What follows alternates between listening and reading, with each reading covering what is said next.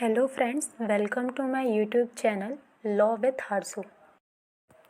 In this video, firstly we will start with the introduction of Supreme Court. Further, we will discuss about the composition, qualification for being a judge of Supreme Court, appointment of judges and 3 judges case. So let's start with introduction. Chapter 4 part 5 जो है Indian constitution का वो deal करता है union judiciary से, that is supreme court. Supreme court जो है inaugurate की गई थी 28 जनवरी 1950 को. सुप्रीम कोर्ट के पहले इंडिया में फेडरल कोर्ट थी जो कि इस्टेब्लिश की गई थी under government of India act 1935. बाद में फेडरल कोर्ट को ही जो है कन्वर्ट कर दिया गया था सुप्रीम कोर्ट में, और जो जजेस थे फेडरल कोर्ट के उन्हें एज अ जज ऑफ सुप्रीम कोर्ट अपॉइंट किया गया था. Article 124 to 147 part 5 of Indian constitution जो है डील करता है सुप्रीम कोर्ट से, बेसिकली उसके ऑर्गेनाइजेशन से, इंडिपेंडेंस, ज्यूरिसडिक्शन, पावर और प्रोसीजर से. इंडिया में सिंगल इंटीग्रेटेड जुडिशियल सिस्टम है. सुप्रीम कोर्ट जो है हाईएस्ट कोर्ट ऑफ अपील है और इसके जो डिसीजन होते हैं वो बाइंडिंग होते हैं सभी कोर्ट्स के ऊपर. सुप्रीम कोर्ट जो है गार्जियन है इंडियन कॉन्स्टिट्यूशन का और प्रोटेक्टर है फंडामेंटल राइट्स का. मतलब अगर लेजिस्लेचर कोई ऐसे लॉज बनाता है जो कि इंडियन कॉन्स्टिट्यूशन के प्रोविज़न को वॉयलेट करता है तो सुप्रीम कोर्ट के पास अथॉरिटी है कि वो ऐसे लॉज को नल और वॉइड डिक्लेयर कर सकती है. इंडिया में जो है फेडरल स्ट्रक्चर है, मतलब पावर किसी सिंगल अथॉरिटी के हाथ में नहीं दी गई है बल्कि डिवीजन ऑफ पावर है सेंटर और स्टेट के बीच में. इंडिया में जो है रिटन कॉन्स्टिट्यूशन है और जो लैंग्वेज यूज़ हुई है वो फ्री नहीं है एम्बिग्यूटी और वेगनेस से. और भले ही हमारे कॉन्स्टिट्यूशन में हर चीज़ लिखी गई है लेकिन डिस्प्यूट उसके बाद भी अराइज हो सकता है सेंटर और स्टेट के बीच में. तो एम्बिग्यूटी को इंटरप्रेट करने के लिए और डिस्प्यूट को रिसॉल्व करने के लिए हमारे कॉन्स्टिट्यूशन में ये अथॉरिटी जो है सुप्रीम कोर्ट को दी गई है. Now we will discuss about the composition of supreme court. तो आर्टिकल 124 जो है इंडियन कॉन्स्टिट्यूशन का वो डील करता है इस्टेब्लिशमेंट और कॉन्स्टिट्यूशन ऑफ सुप्रीम कोर्ट से.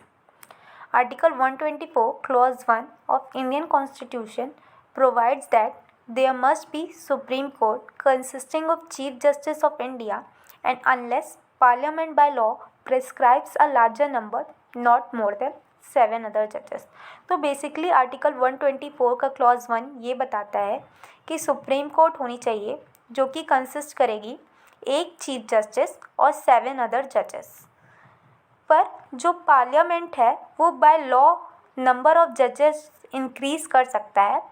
और अभी अगर हम प्रेजेंट में देखें तो सुप्रीम कोर्ट में एक चीफ जस्टिस और 33 अदर जजेस हैं. अब हम बात करेंगे अपॉइंटमेंट ऑफ जजेस के बारे में जो कि आर्टिकल 124 क्लॉज 2 में बताया गया है. मतलब जजेस का अपॉइंटमेंट किस तरीके से होता है. तो चीफ जस्टिस के अपॉइंटमेंट करने के लिए प्रेसिडेंट को पहले सुप्रीम कोर्ट के जजेस के साथ कंसल्टेशन करना पड़ता है और साथ ही साथ में हाई कोर्ट के जजेस के साथ भी जो है कंसल्टेशन करनी पड़ती है. उसके बाद चीफ जस्टिस ऑफ इंडिया जो है अपॉइंट किया जाता है बाय प्रेसिडेंट. इन शॉर्ट जो CJI है वो अपॉइंट किया जाता है प्रेसिडेंट द्वारा आफ्टर कंसल्टिंग जजेस of the supreme court and high court as he deems necessary.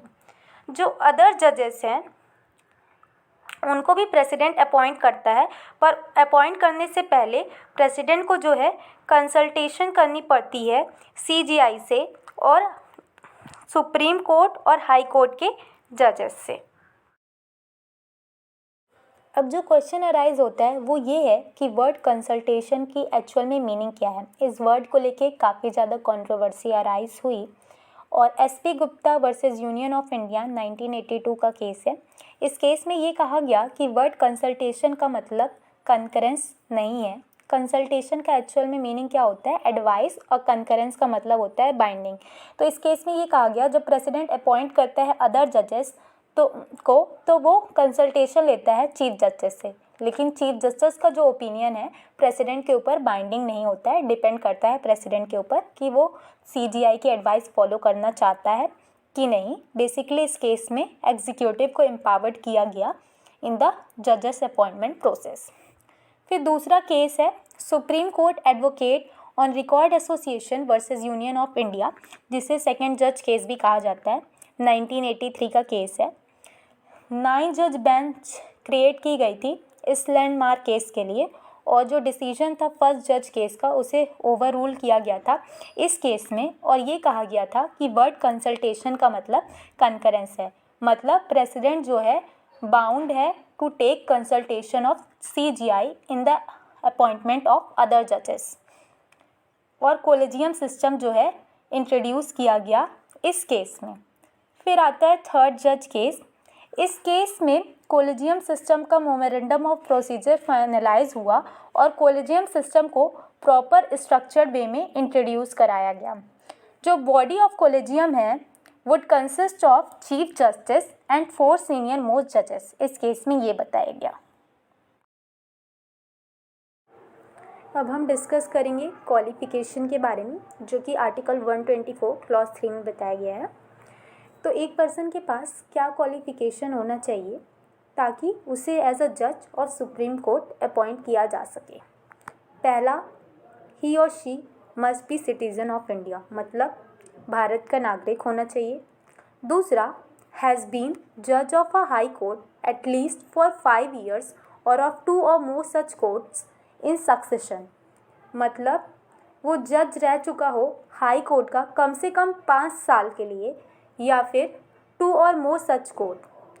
तीसरा, has been for at least 10 years an advocate of a High Court और of 2 or more such courts in succession, मतलब advocate रह चुका हो कम से कम 10 साल के लिए किसी भी हाई कोर्ट में, या फिर 2 or more सच कोर्ट। चौथा, is in the opinion of the president are distinguished jurist, मतलब नॉन प्रैक्टिसिंग या फिर एकेडमिक लॉयर जो है उसे भी एज अ जज ऑफ सुप्रीम कोर्ट अपॉइंट किया जा सकता है अगर वो प्रेसिडेंट की नज़र में डिस्टिंग्विश्ड ज्यूरिस्ट हो तो।